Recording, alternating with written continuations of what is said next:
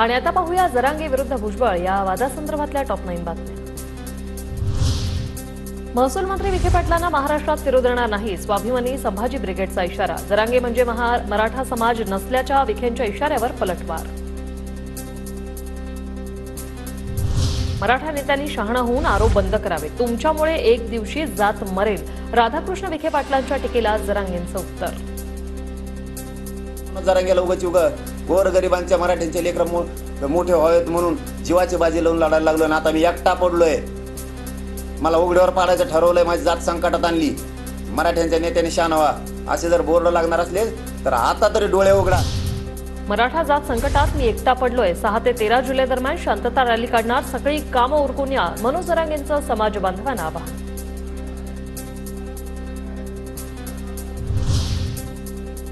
मुस्लिमांना ओबीसी आरक्षण द्या म्हणणाऱ्यांचा अभ्यास कमी। 25 वर्षांपूर्वीच बागवान कासार मुस्लिमांना ओबीसीचं आरक्षण। भुजबळांची जरांगेंवर टीका।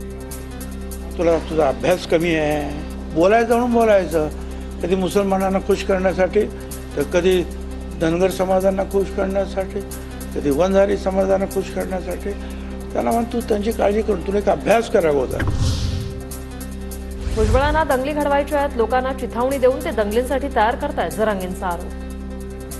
भाषणात छगन भुजबळ म्हणले, त्यांचं असं म्हणणं होतं की आता गंजल्यात तलवारी त्या घासून ठेवा। ह्यो इशारा डेंजर आहे की तलवारी गंजल्यात त्या घासून ठेवा, याचा अर्थ त्याला बहुतेक मराठ्यांसंग दंगल घडवून आणायची। छत्रपती संभाजीनगरात मराठा आंदोलक आक्रमक, जरांगेंच्या आंदोलनाला विरोध केल्यानं डॉक्टर रमेश तारक यांच्या तोंडाला काळं फासलं। महाराष्ट्रात कधी असं जातीवादाचं विष नव्हतं, जातीचं राजकारण करणाऱ्यांना महाराष्ट्रानं दूर ठेवलं पाहिजे। ओबीसी मराठा आरक्षणाच्या मुद्द्यावर राज ठाकरेंची प्रतिक्रिया। जातीपातीमध्ये द्वेष पसरवून फक्त मतं हातात घेतील आणि बोळसटपणे मतं देतील देखील, कळलं का? हे विष असं महाराष्ट्रामध्ये कधी नव्हतं। मला असं वाटतं हे जे जातीपातीचं विष घालवणारी जी लोक आहेत, महाराष्ट्राने यांना दूर ठेवलं पाहिजे। ओबीसी बघून राजकीय नेत्यांना गावबंदी, ओबीसी समाजाने रायगव्हाण गावात लावला फलक, अन्यथा मोठ्या अवमानाचा इशारा।